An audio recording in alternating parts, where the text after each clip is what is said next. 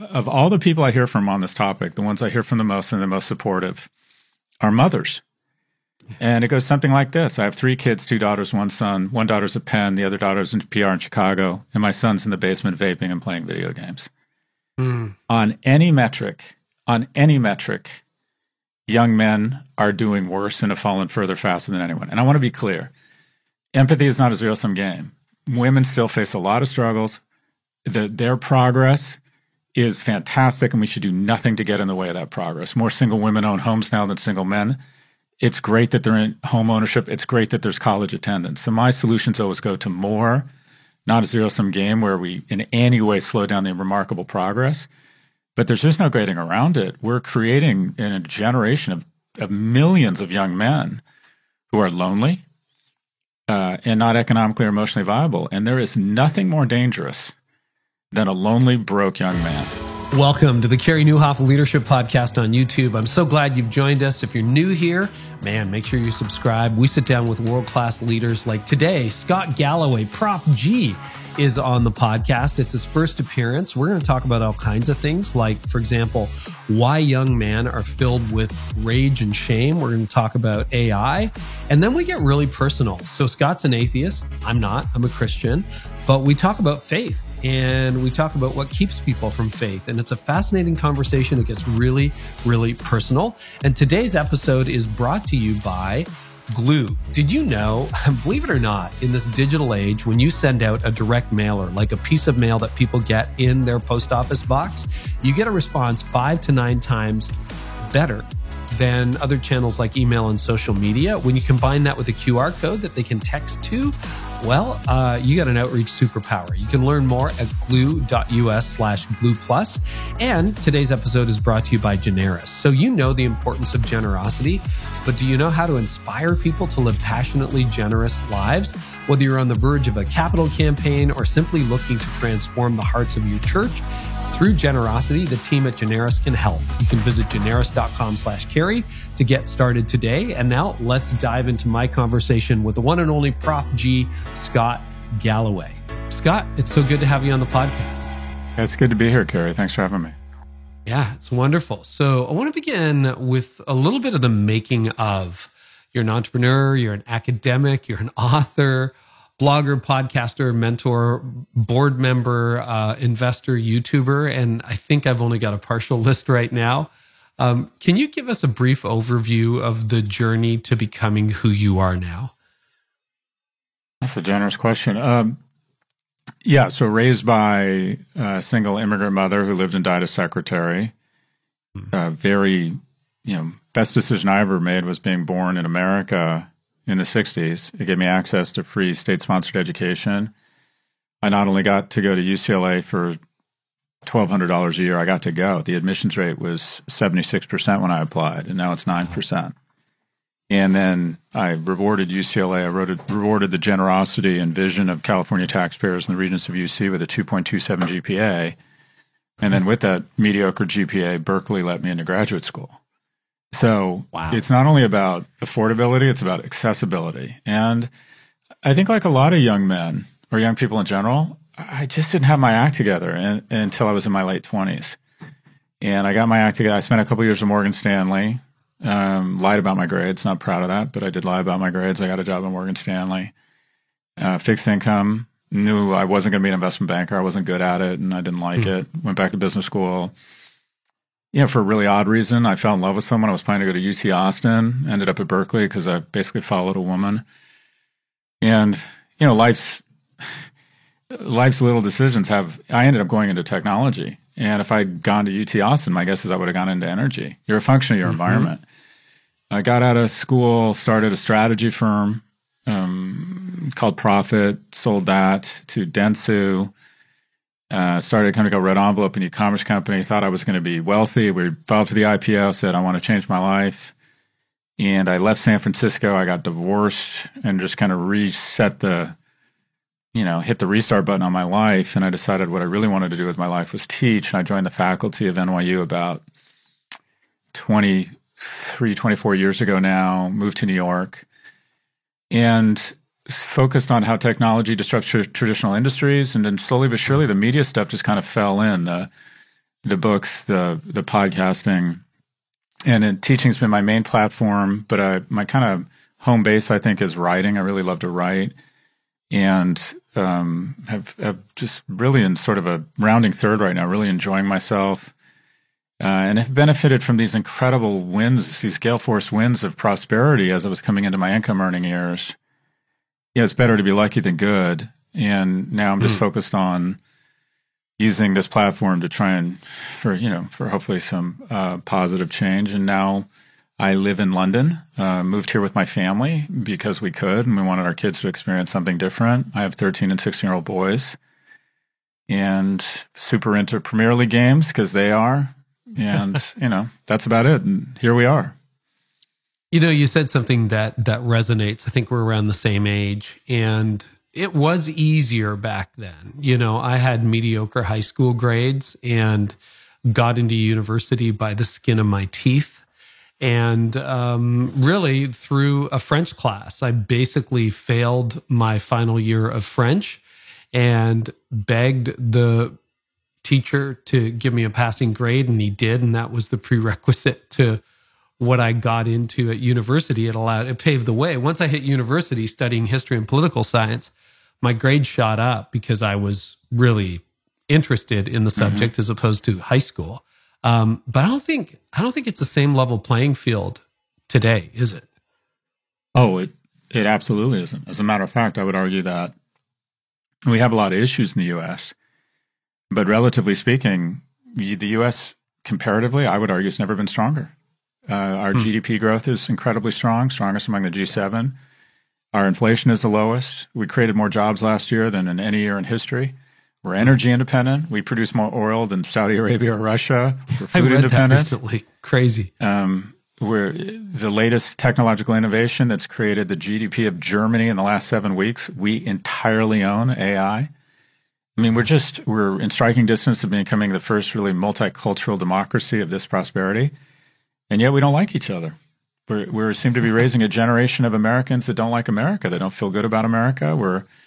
The younger generation is the most anxious and depressed on record, and it comes down to what I would call this fairly significant selfishness, as evidenced by a Congress that's the oldest in history, average age 63, that has slowly but surely transferred wealth from young people to old people. The average kind of silent generation when they were 25 was making on an inflation adjusted basis at 25 $105,000. We were making about 80, and 25-year-olds right now are making 50.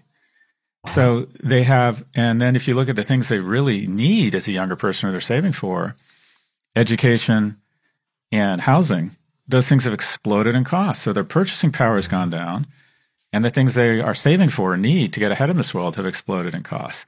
And this is in the face not only of incredible prosperity, but platforms that remind them every day that they're failing.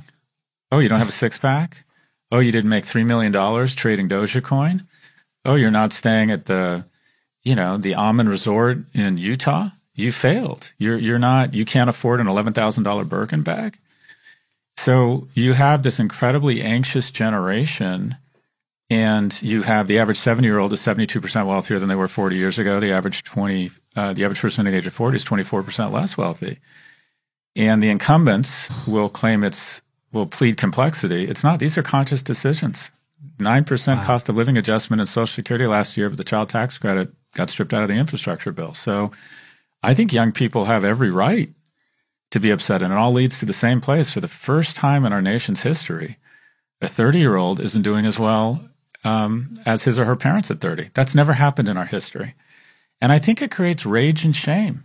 And then when you have these shocks, whether it's COVID, whether it's Black Lives Matter or the Me Too movement, which are all what I'll call righteous movements, or that COVID was, a real shock to the system, everything's worse because our most important asset, our young people, feel disenfranchised and quite frankly abused and like they don't have the opportunity their parents had. And I just think it creates rage and shame. And that rage and shame is speedballed by these platforms that remind them of their failure every day. I don't know what your answer would be. I wanted to talk about the next generation. So I'm going to save my next question and just go a little bit deeper on young adults. I think that's a really succinct way of thinking through the challenges that they have. You know, I do some teaching sometimes on finance and hadn't done it in a little while. And I kind of realized post-COVID, like all the old rules are kind of out of the window. Just save your money, you know, spend on less than you make, and one day you'll own a house. Maybe not in this culture anymore. You talk a lot about young, lonely males. Do you want to describe a little bit why that's the crisis that not enough people are paying attention to? There is no group in our society that has fallen further faster than young men. 3 times more likely to be addicted, 4 times more likely to kill themselves, 12 times more likely to be incarcerated, 2.5 times as likely to be homeless. I mean, if you think about, we have a homeless, opiate, suicide problem. Yeah, but what we really have is a male homeless, a male opiate, and a male suicide problem.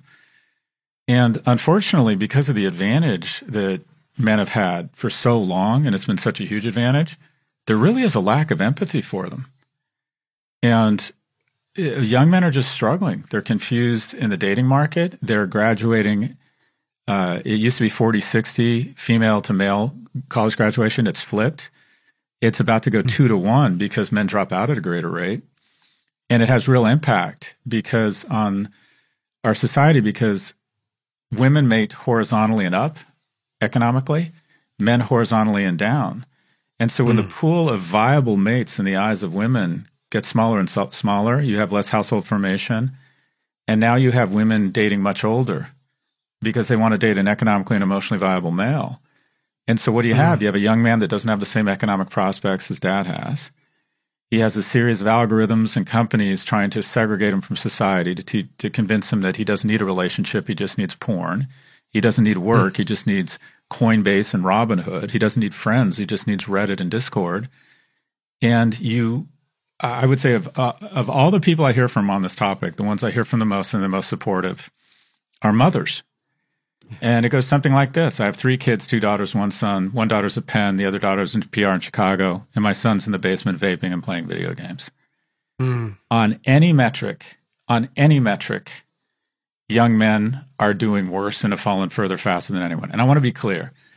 Empathy is not a zero-sum game. Women still face a lot of struggles.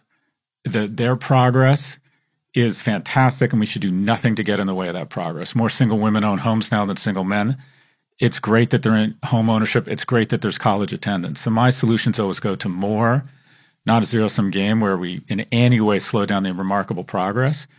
But there's just no getting around it. We're creating in a generation of millions of young men who are lonely and not economically or emotionally viable. And there is nothing more dangerous than a lonely, broke young man.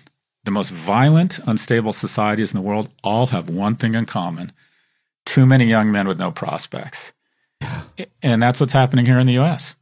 So you're seeing that in school shootings. You're seeing that in some of the violence and extremism that we're seeing in our culture. How else is that showing up? Because you're really primarily talking about young men in their teens, 20s, and early 30s at this point, right? I think you see a lot of when these men go down this rabbit hole where they feel rejected by society, by the economy, by potential mating opportunities, they become really poor citizens. They're more prone to conspiracy theory. They start blaming immigrants. They start blaming women. They start sequestering from society and never really develop the skills to be successful professionally. There are 3 million working age men under the age of, I think, 40 who've just given up on working. Half of millennial men aren't dating. They're not even trying, because they find it so humiliating and hard.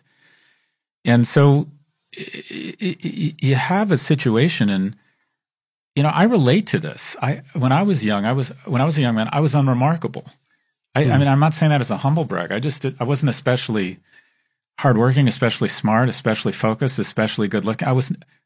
I felt like I was invisible. Living with my mom. And the thing that kind of saved me was America loved us. Like when my mom needed money, there was welfare. When I needed money to go to college, there was Pell Grants. If I'd had to borrow hundreds of thousands of dollars to go to college, I wouldn't have gone. I just wouldn't have the confidence to borrow that kind of money. Yeah. And everyone assumes we have all these stories of these remarkable young people from low-income households that are geniuses. Well, I can prove to every one of us that 99% of our kids are not in the top 1%. And And the real test of America is what do we do with the 99? The 1% are fine. There's never been a better time to be remarkable. If you're a genius in math in the 11th grade, literally Microsoft's going to find you, at least if you're at a public school in Washington State. You said your son's a coder. He's going to be fine. Mm-hmm. Yeah. But most of us aren't. Most of us don't have our act together. And America used to be about letting a kid into graduate school at Berkeley with a 2.27 GPA and making it free. And then I got my act together. And this is the brag. Last year I paid $14 million in taxes. So it's paying off. So I think America is not about identifying the top 1% in terms of the children of rich people or freakishly remarkable kids and making them billionaires. It's about giving the bottom 99 a shot of being a millionaire someday. And I think we've just lost the script. I think we have this optimism to the point of weakness where we have this lottery ticket mentality where we all assume our kid's the remarkable one. We all assume that our stock's the one that's going to go up tenfold. We all assume that it's like playing the lottery. I know it's stupid, but my ticket, baby, it's a winner. Yeah. And so I think we need to be more focused on what I call the unremarkables and make a staggering investment or reinvestment in the middle class. The greatest innovation in history isn't the iPhone or the semiconductor. It's the middle class. And people think it's some sort of self-sustaining organism. It's not. It requires massive investment. The middle class was an accident in history. It's not a natural occurring thing. In 1945, 7 million men returning from war. They showed heroics. They were in uniforms. They were strong. They were attractive. And we gave them money. We gave them the GI Bill. We had the National Highway Act so they could have jobs. And quite frankly, we had a group of very attractive males that mated, created a ton of household wealth, created loving, secure households that brought civil rights into the discussion. We're confident enough to say it's time to share this prosperity with non-whites.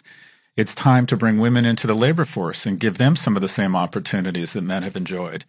It kind of invented liberalism and an incredible amount of empathy. We created so much innovation and so much prosperity that we had the tax revenue to start having influence all over the world and protect our borders and spend more on the military than anyone else in the world. And we get it wrong all the time, but our heart's in the right place. And this is still, I think, the best place to be born, but less so. And, there's never been in America, there's never been a better time to be remarkable, or it's never been easier to be a billionaire. I think it's never been harder to be a millionaire.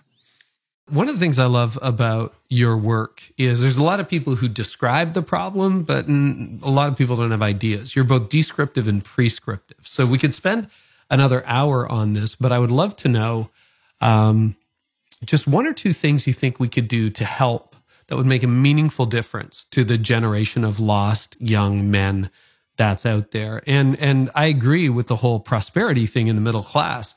I keep thinking the last few years with prices going the way they have, with the middle class disappearing, we're moving back to a feudal culture where a small percentage own everything and we're creating a peasant class again, which I don't think we want to do. So sure. First off, I just want to acknowledge, I think we've got the hard part figured out. There are programs all over the world that embrace people who are disadvantaged, whether it's homeless veterans, suicide prevention among teens, food stamps. There are programs that work all over the world. I'm not saying that's easy, but we can look to a bunch of different case studies where it works. Yeah. NVIDIA adds $240 billion in market cap to 5 minutes in post-trading after its earnings release. We've created the value of the entire auto market within 7 miles of SFO International Airport in the last 11 weeks. So if you thought we can't come up with ideas for how to help young men, or we need trillions of dollars, we have trillions of dollars in prosperity, which would you rather have? We've got the hard part figured out. So some of the programs around young men, redshirt them, start them a year late in kindergarten. A lot of this is from Richard Reeves' work. Men just mature more slowly. The prefrontal cortex doesn't develop as fast. Make them a year older than the girls in their grade. More vocational class. Let's bring back wood shop, metal shop, auto shop. Let's do a grand bargain with our great public universities where instead of bailing out people with student loans. Let's take $500 billion, 500 biggest universities, on average, size adjusted $1 billion each, in exchange for the following things. You grow your freshman class 6% a year, you reduce costs 3% a year, and 20% of your certification goes to vocational programs, especially nursing, piping, plumbing, whatever it might be, auto repair, EV, HVAC, energy efficient installation and repair. There's a ton of those jobs out there. That in 10 years doubles the size of freshman classes and cuts the cost in half. Let's flip our tax system. 37% top for capital gains, 22% top for current income. Who makes their living from buying and selling assets and stocks? People my age. Who makes it from current income? Our kids' age. There's no reason money is more noble than sweat. It just makes no sense to tax money at a lower rate than to tax sweat. Let's do away with mortgage tax interest. Who owns homes? Older people. Who rents? Younger people. Let's have a negative income tax. You make less than $50,000, we give you money. Let's have a child tax credit. It's just absolutely no excuse that the world's wealthiest nation should have 1 in 5 households with children are food insecure.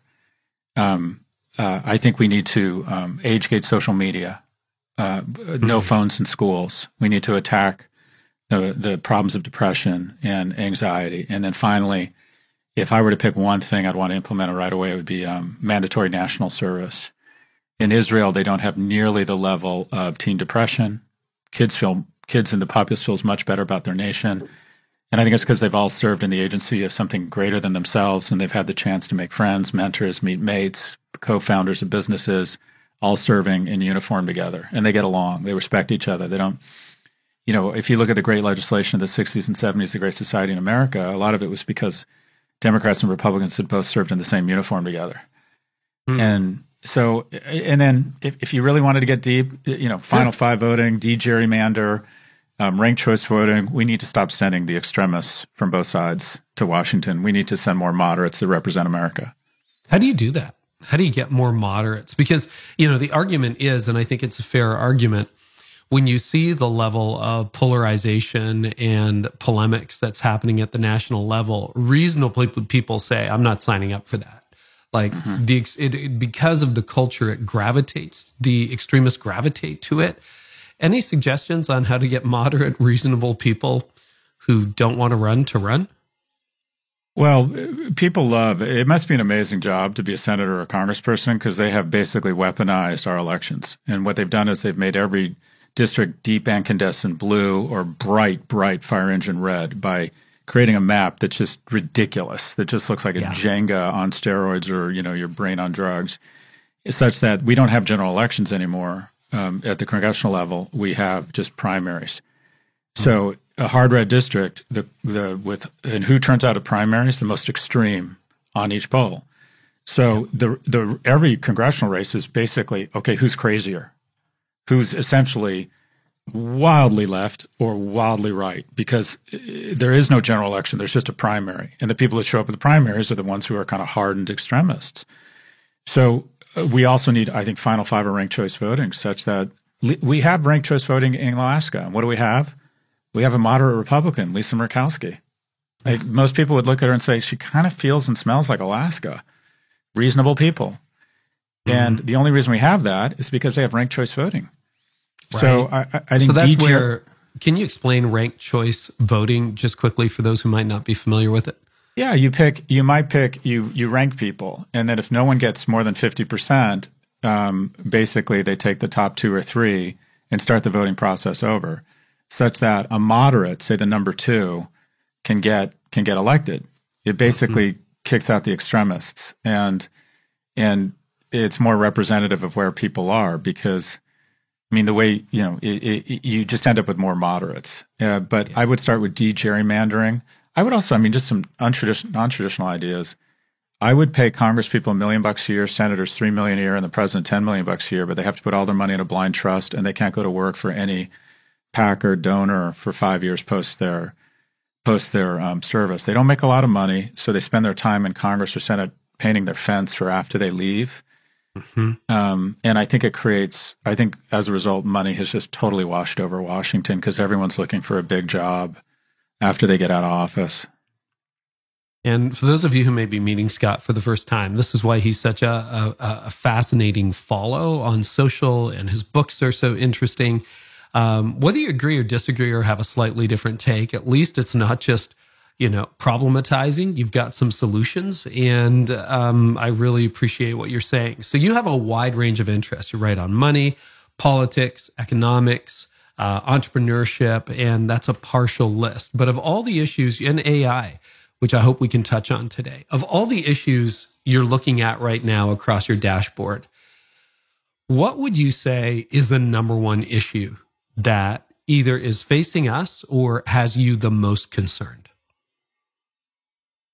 I've been having a dialogue with the Department of Homeland Security around AI, and they said, go through the threats, super weapons, it goes sentient, misinformation.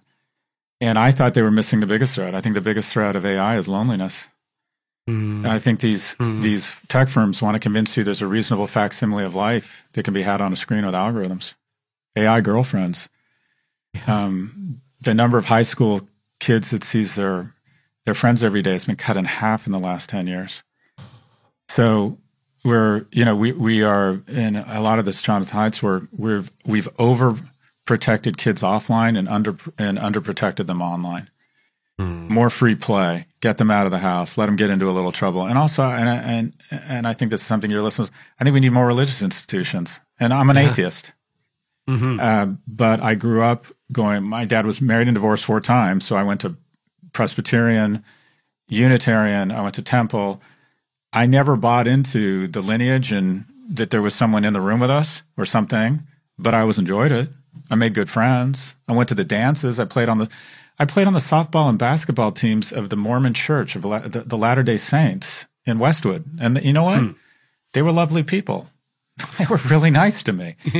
And so I think institutions and third spaces where young people can get together in person, we got to get them off their screens. We got to get them out of the house. We've got to be less protective of them, more free play, more rambunctious play. When I was a kid, my mom was worried. I used to leave my house at 10 a.m. on a Saturday with a Schwinn bike, 35 cents in an Abba Zaba bar. And I wouldn't come home till 10 p.m. My mom had no idea where I was. None. And I think her biggest fear was that I was going to get into trouble. And my biggest fear, Carrie, is that my kids aren't going to get into enough trouble.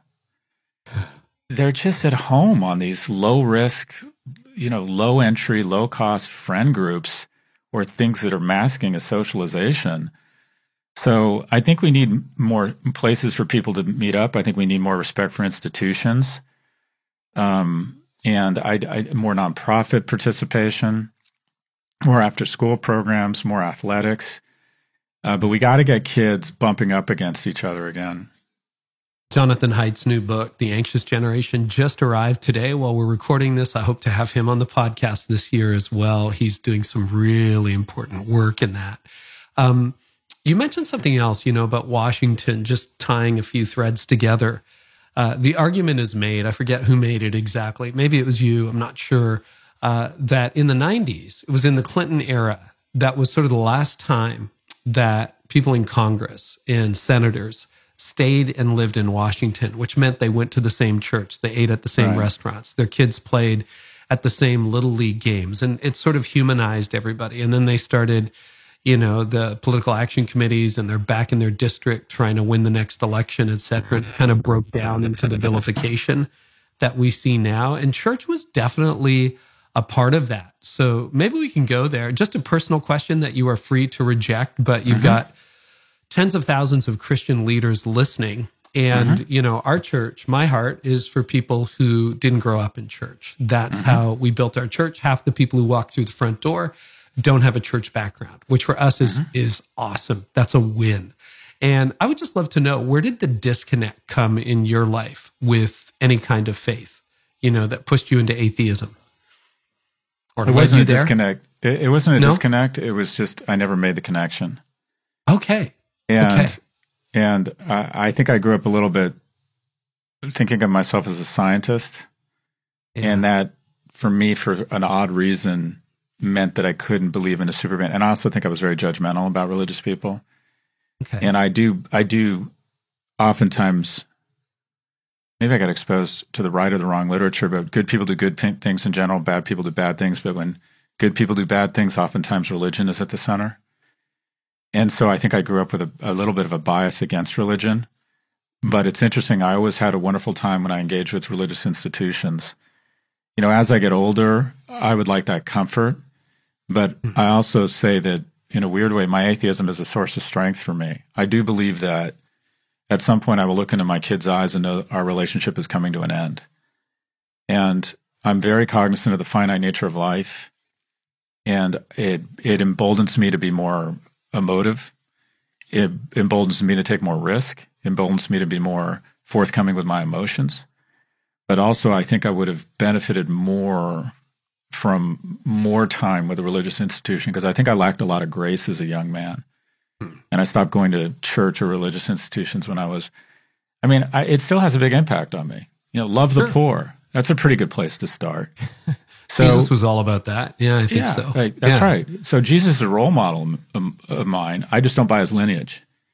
So I think you can lean on religious institutions. You can take what you want from it. It's really strange, and this is a non sequitur, but I did ketamine therapy a few weeks ago. I heard your podcast on that. Yeah, yeah, and it was a religious experience for you, wasn't it? Well, sort of, but the medical director came in before she injected me, and she grabbed our hands and said, "Let's pray." And I remember thinking that 10 or 20 years ago that would have bothered me, that she immediately assumed that I was religious. We're down in Texas. And this time I thought, this is really nice. Just being in the company of people holding hands. I'm like, there's just no downside to this. I may not buy it. I may not believe that anything positive is going to come from it, but just being in the company of other people, wishing each other the best, it was nice. So I feel a little bit of a calling, if you will, but my kind of, I just never made the connection with religion. It wasn't a falling from the church or the temple where I got disillusioned. It was nothing like that. I always had good experiences with religious institutions. I just never bought into the stories, I guess you would say.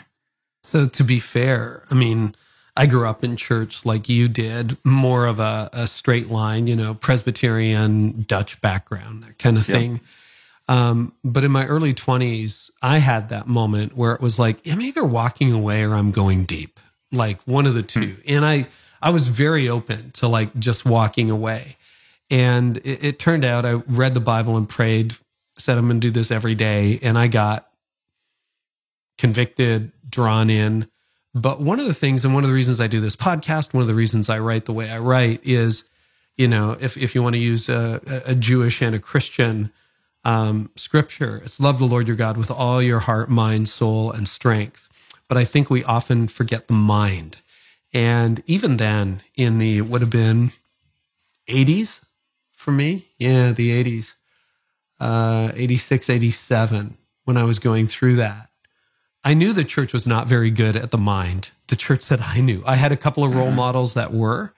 And this is just a call out to listeners who really think through things deeply. We need to do a better job. Do you think some of that was intellectual disengagement with like the level of scrutiny that Christianity or faith could stand up to when you were younger? The data just shows that as a nation becomes wealthier and more educated, reliance on a super being and church attendance goes down. It happens in almost every nation, and it's a kind of in a weird way, a sign of our prosperity. I would argue that some of the actions of the Catholic Church have not draped it in glory. Yeah. And, to a certain extent, the decline in religious institutions has created a void that's been filled by the new Jesus Christ of our generation, which is tech leaders, which has led to some very bad places where we don't apply any scrutiny to these incredibly wealthy people we assume they're going to save us. And the reality is they're there to make money, even if it results in teen depression or making our discourse more coarse. It's interesting you say this. I think of it as a branding issue. So just broad strokes. I think the two things that have really hurt the brand religion are that some very violent jihadist extremist activity that dominates the headlines internationally tends to be rooted in religion. And some of that spills over to all religions. That there's a general distaste. People have trouble discerning between moderates and extremists. And then domestically, just to be honest, without getting into details, the Catholic Church has not draped itself in glory over the last several decades. And I think that has infected most religious institutions. In addition, America really prided itself, and most religious institutions prided themselves on a separation between church and state. And I now think that some very, very extremist political factions are disguising themselves or wallpapering over their extremist political views with religion. And it's turned people off of any religion, including moderate religions. The best branding, and let's go to the positive, that commercial, he washed your feet or washes your feet.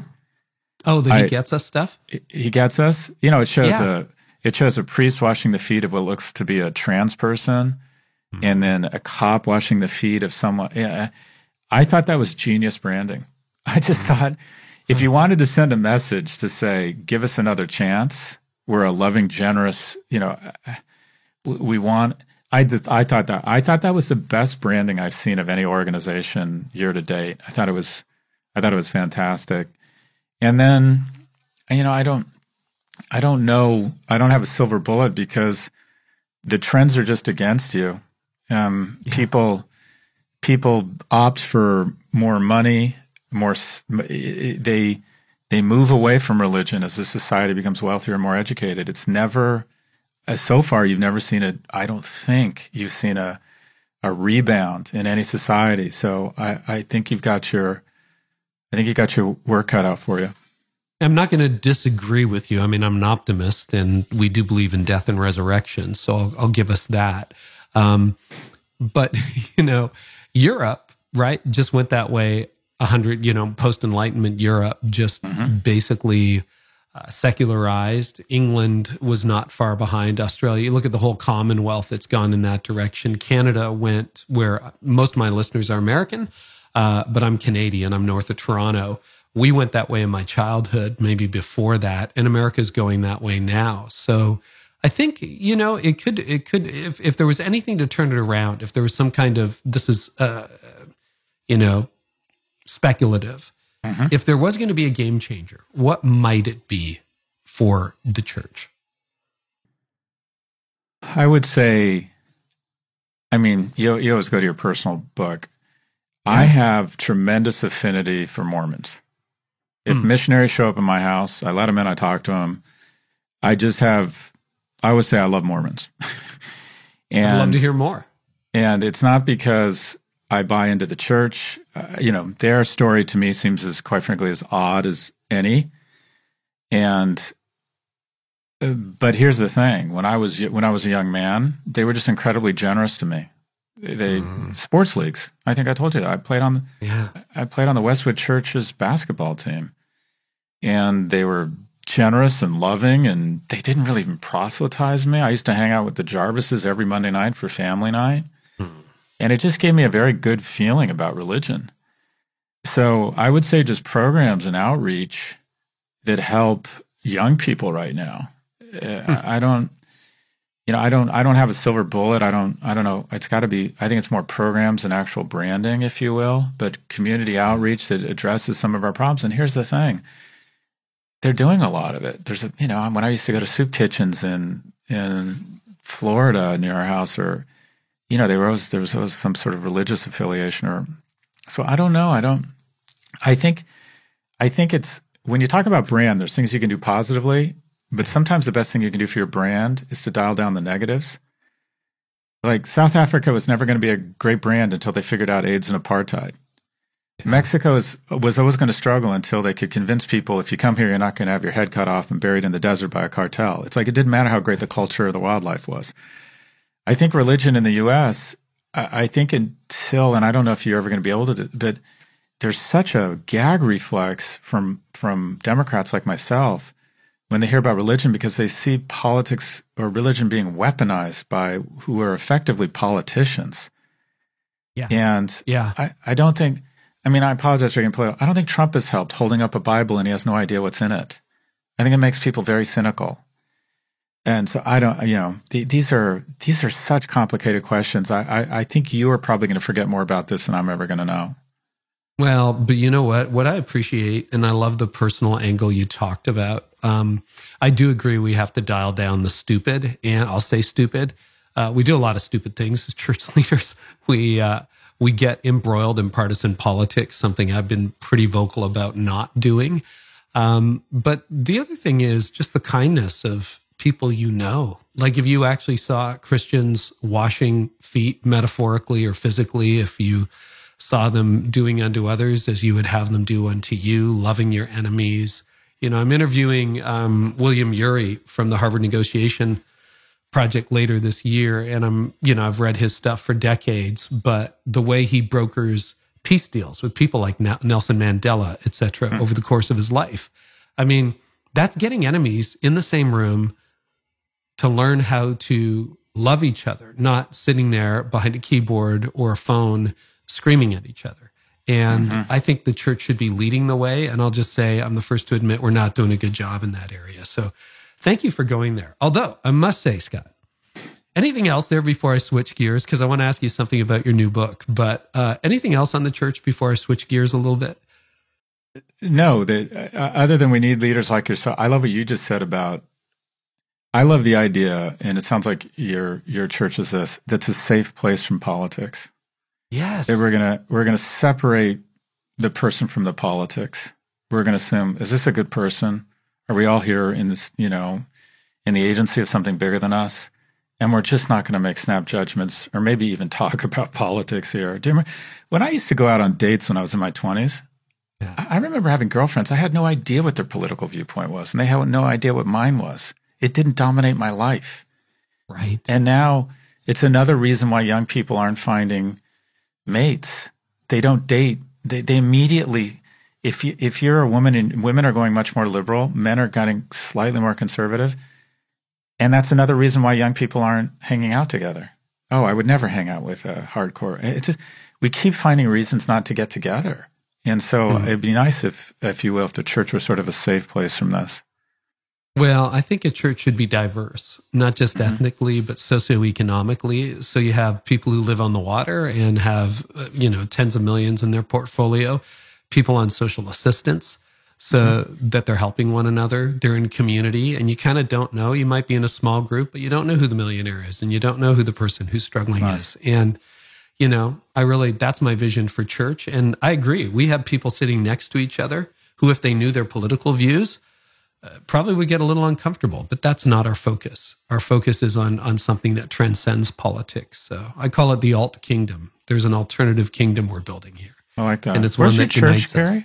Where is your church? It's called Connexus Church, north of Toronto, Canada. Have a couple of locations. Connexus. Yeah. Connexus, yeah. So you're basically You're basically a frustrated hippie. Connexus. There you go.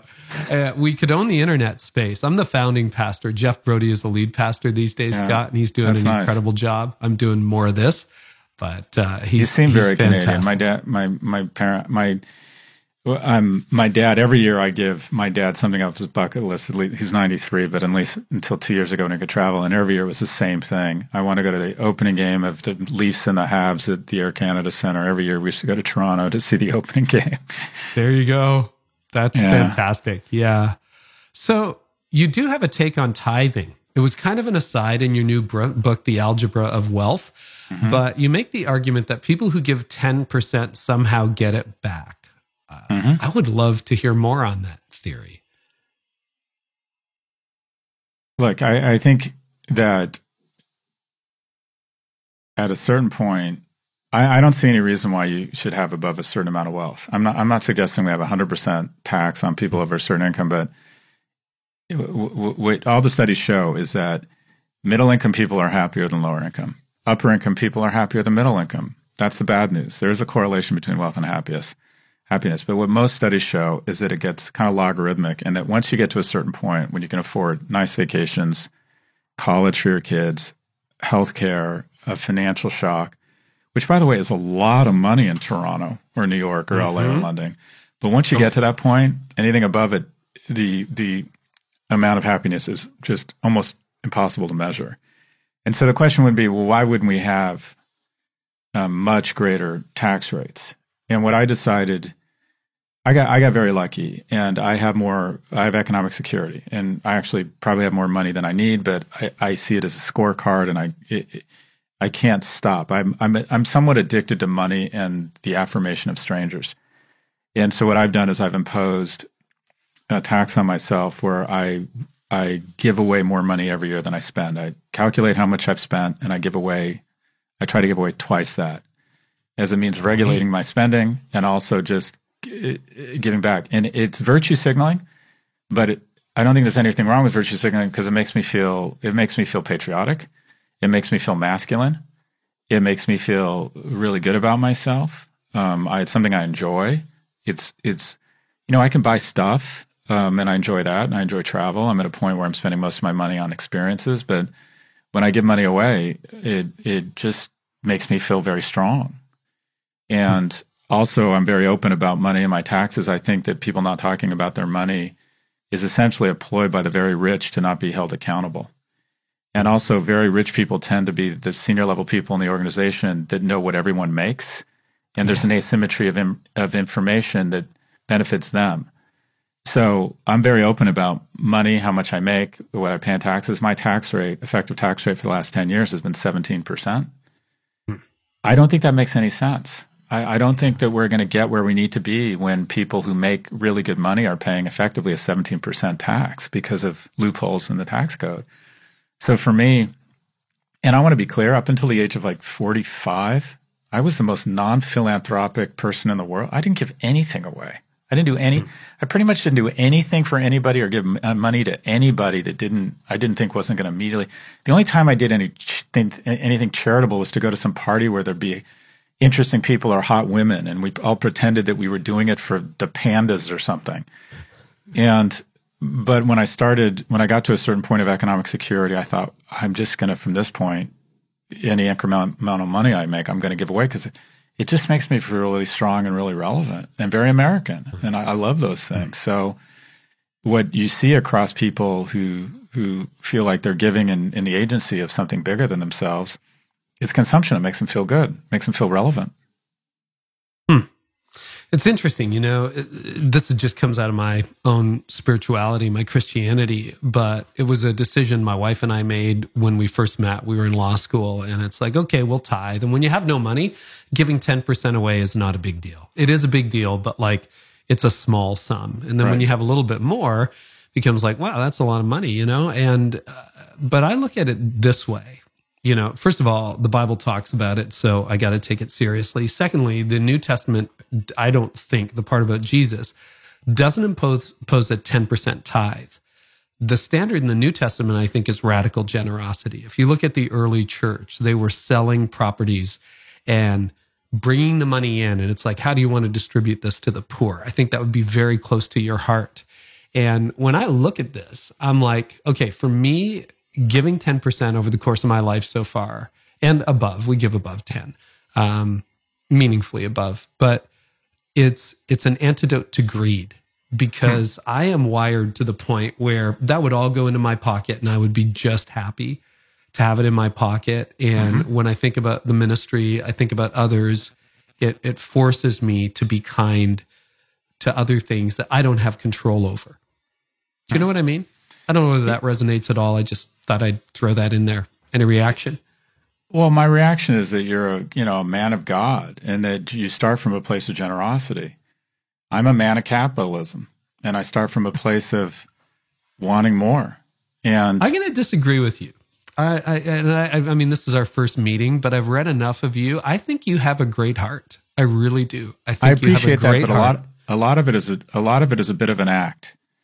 Okay. Tell me more.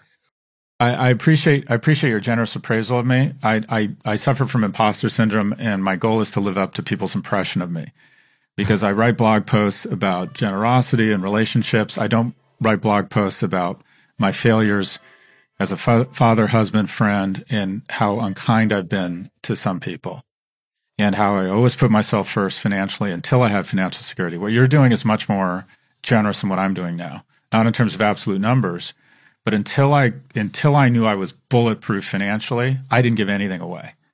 That is not generous.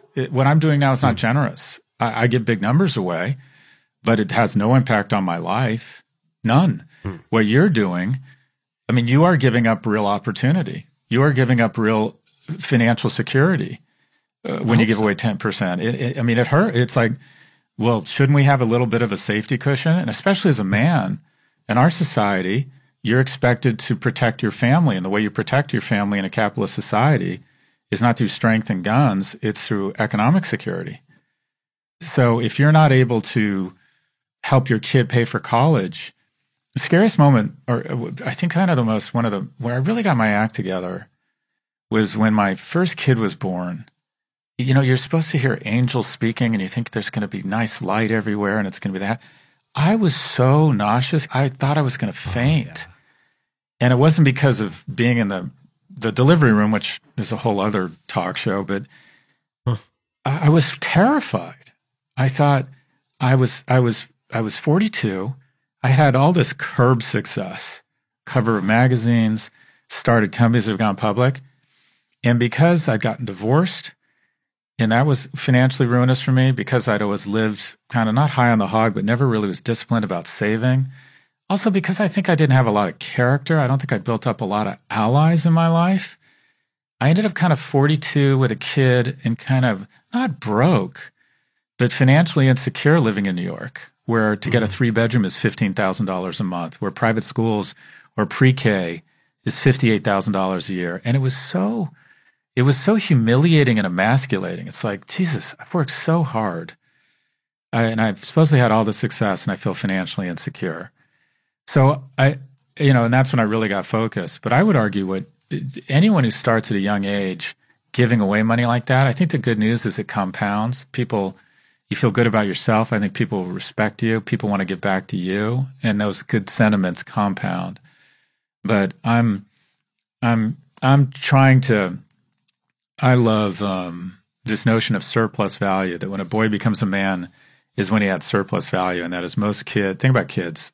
Resources pour into you from school. Your church invests in you in Sunday school.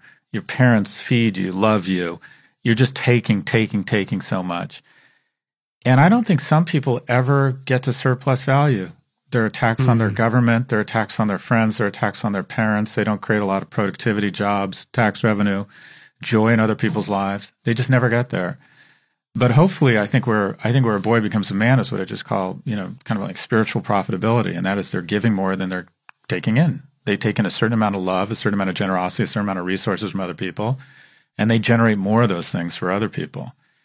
And, again, going back to as an atheist, my job is that before I check out to make sure, damn sure, that I am well in the black on that dimension.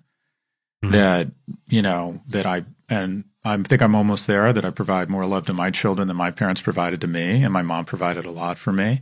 That's the basis of evolution. You do a better job than you treat your kids better than your dad treated you. Produce a lot more jobs than I've taken. I love this idea of surplus value. And I've been thinking a lot over the last 10 years around trying to figure out my purpose. And, for so long, my purpose was just to be rich and awesome. That's what I wanted. I wanted to be really rich and really awesome. And I wanted more experiences, more stuff, more fame, more interesting experiences with more and more interesting, famous people. More physical experiences with women, just more. And the thing about that was you never quite get to that period of satisfaction. No matter how much you got any of those things, there was always a bigger, better deal. It just it gave you a taste for that flesh or a taste for money, but you could imagine more. You could imagine being at a better party, going on a cooler vacation, having an even hotter car, having a more interesting girlfriend, whatever it is, it was always more. And having kids for me, it was the first time, and it doesn't happen often, but it happens regularly.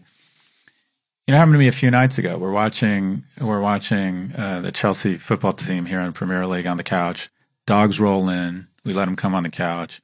Both my boys roll in, and just instinctively they throw their legs over mine. Just instinctively. I've got one guy who's 6 feet and a 16-year-old gangly kid, one who's 13, and they both just throw their legs on mine. And for a moment, I'm like, okay, this is it. I just can't imagine more kids. I can't imagine more legs, more dogs. This is it. This is it. I have permission to leave or whatever the next dimension is. That is the first time I've ever felt that my desires, my wants are sated. And, that's it for me. That's kind of, if you talk about religion, that is my religion. It's like, okay, how do I add surplus value? And how do I find a way to raise confident young men and, be in those moments of that presence with them where we're affectionate and just really relaxed around each other? That's kind of, quote unquote, that is my God. Scott, I got to tell you, I love the idea of surplus value. I think that's a good challenge for those of us of faith and those without. And I just want you to know, I've really enjoyed this conversation. It's been I appreciate that, Kerry. Very life-giving and very illuminating. And thanks for being so open personally. It's really meaningful to me. I appreciate that, and I appreciate your good work. And you were saying, what does the church need to do? It needs more carries. Well, I've got a long list of people I've let down and people I've upset and all of that thing as well. But we're a work in progress. And Jesus did about 3 years of ministry, but he would walk around and just meet people. Lots of people who didn't go to synagogue, didn't go to temple, weren't part of the church. And once in a while, he'd just say to them, you're not that far from the kingdom of God. And I feel like this is one of those conversations. So thank you for being open. And is there a final word? Anything you want to challenge leaders with? Anything you want to say before we wrap up? A generous question. Programs and outreach to young men, they have trouble asking for help. And there's so much pain and suffering among young men right now. Yeah. Well, we can be part of that solution. Absolutely. I mean, the church isn't dead. Far from it. There's 330,000 churches in the U.S. Some of them are limping. About 25% are really growing. And I think leaders are going to take you up on that challenge. So the new book is called The Algebra of Wealth. You have a number of books. I love to drift America in 100 charts that's sitting on our coffee table. And anything else you want to direct people to if they want to go deeper with you? I have a weekly newsletter with about 500,000 subscribers called No Mercy, No Malice, a bunch of books. I have a bunch of podcasts. To resist is futile. There's too much of me everywhere, Kerry. So it's like I'm like AOL in the 90s. You open cereal box and you find a disc that says AOL on it, where you weren't expecting it. Scott, I want to thank you so much. Thank you.